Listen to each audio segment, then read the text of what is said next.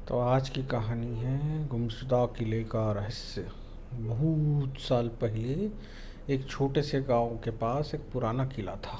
कहते हैं कि उस किले में खजाना छुपा है, लेकिन वहां जाने की हिम्मत किसी की नहीं थी, क्योंकि रात को वहां अजीब अजीब सी आवाज़ें सुनाई देती थी, जैसे लोहे की जंजीरें कोई घसट रहा हो, चिल्लाने की आवाज़, ऐसी सब आवाज़ें सुनाई देती थी। उसी गांव में एक लड़का रहता था, उसका नाम था अजय। अजय बहुत जिज्ञासु था, उसे रहस्य को सुलझाना बहुत पसंद था। एक रात उसने तय किया कि वह अकेले ही किले में जाएगा। हाथ में लालटेन लेकर वह टूटी फूटी सीढ़ियों पर चढ़ता हुआ किले के भीतर पहुंच गया।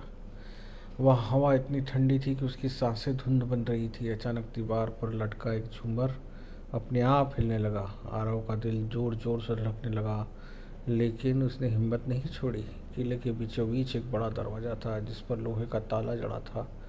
जैसे ही उसने दरवाजे को छुआ, दरवाज़ा अपने आप चर्र की आवाज़ करते हुए खुल गया। अंदर एक हॉल था। हॉल की दीवारों पर अजीब सी पुरानी चित्रकारी बनी हुई थी। बीच में एक पत्थर का संदूक रखा था। अजय ने ढक्कन उठाया। अंदर चमकते हुए सिक्के और रत्न थे। लेकिन जैसे ही उसने एक सिक्का उठाया, अचानक कमरे में जोर जोर की गर्जना हुई, जो मेरा है उसे कोई नहीं ले सकता। आरव ने पीछे मुड़कर देखा। वहाँ एक विशालकाय छाया खड़ी थी, जिसकी आंखें अंगारों की तरह जल रही थी। अब सवाल ये था कि क्या अजय डरकर भागेगा, या वो रहस्य का सामना करके किले का असली सच पता लगाएगा। हाँ, अजय कांपते हुए पीछे हट गया। धीरे धीरे उसने करीब आ रही थी छाया। दीवारों की अजीब सी ठंडी हवा चल रही थी और उस लालटेन की लो हिलने लगी। आरव ने हिम्मत करके पूछा, तुम कौन हो? छाया ने भरी आवाज़ में कहा, मैं इस खजाने का रक्षक हूँ। सैकड़ों सालों से यहाँ बंद हूँ। जिसने भी इसे पाने की कोशिश की, वह कभी वापस नहीं लौटा।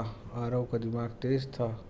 उसने डर को अपने ऊपर हावी नहीं होने दिया। उसने कहा, अगर तुम रक्षक हो तो तुम बुराई क्यों करते हो? खजाना तो इंसानों की मदद के लिए होना चाहिए। ये सुनते ही छाया कुछ पल के लिए चुप हो गई। फिर उसने धीरे धीरे रूप बदलना शुरू किया। अब वह एक बूढ़े योद्धा की आत्मा बन चुकी थी। योद्धा ने बताया कि सैकड़ों साल पहले वह इस किले में सिपाही था। राजा ने उसे खजाने की रक्षा करने का आदेश दिया था, लेकिन युद्ध में धोखा हुआ और वह किले के साथ यहीं दफन हो गया। उसकी आत्मा बन गई थी। जब तक कोई सच्चे दिल वाला इंसान यहाँ आकर सही बात न कहे, तब तक वह मुक्त नहीं हो सकता था। अजय की बहादुरी और सच्चाई देखकर वह आत्मा मुस्कुराई। बेटा, तूने मेरा शाप तोड़ दिया। अब यह खजाना तेरे गांव की भलाई के लिए है। इतना कहकर वह आत्मा प्रकाश बनकर आकाश में विलीन हो गई। आरव ने खजाने का भी सिक्का अपने पास नहीं रखा। वह सब गांव ले गया। उस धन को गांव में स्कूल, कुएं और अस्पताल बनाने में यूज़ किया। लोग कहते हैं कि उस दिन से किला शांत हो गया। रात को अब वहाँ कोई जंजीरें नहीं बजती, और आरव अजय जो है वो गांव का सबसे अच्छा बच्चा बन गया। कहानी ख़त्म।